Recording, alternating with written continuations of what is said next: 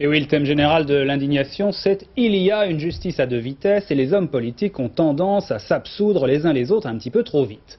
D'où la passe d'armes cet après-midi à l'Assemblée, entre des députés de l'opposition et Pierre Arpaillange, le garde des Sceaux, ministre de la Justice, mais aussi, vous allez le voir, entre M. Arpaillange et Laurent Fabius, le président de l'Assemblée. Écoutez. Je voudrais vous parler d'abord de la loi, ensuite des juges et enfin du Parlement. Vous pouvez vous demander... Monsieur le garde des Sceaux, rapidement, s'il vous plaît. Non, Monsieur le Président, j'estime avoir suffisamment payé déjà pour pouvoir m'exprimer comme je l'entends.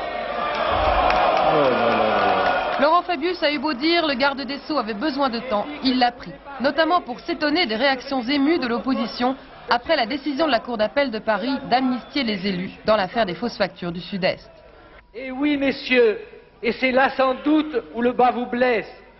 Il n'y a pas que le groupe socialiste qui a voté cette loi. À l'exception des communistes qui ont voté contre, sur chacun des bancs de cette Assemblée, il y a eu des abstentions volontaires. Et ce texte ne serait pas passé si vous aviez eu l'attitude que vous indiquez aujourd'hui. Énervement dans les rangs du RPR qui a du mal à expliquer pourquoi à l'époque il n'a rien fait pour empêcher le vote de la loi.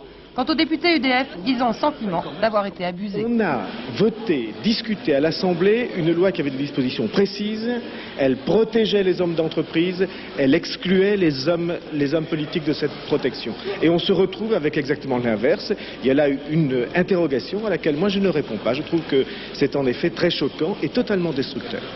Paradoxalement, les socialistes, eux aussi, sont déçus. Ils voulaient à tout prix faire table rase des affaires, mais ils n'ont pas vu qu'ils allaient au contraire en aggraver les effets. Nous pouvions espérer que ça arrêterait un débat dangereux.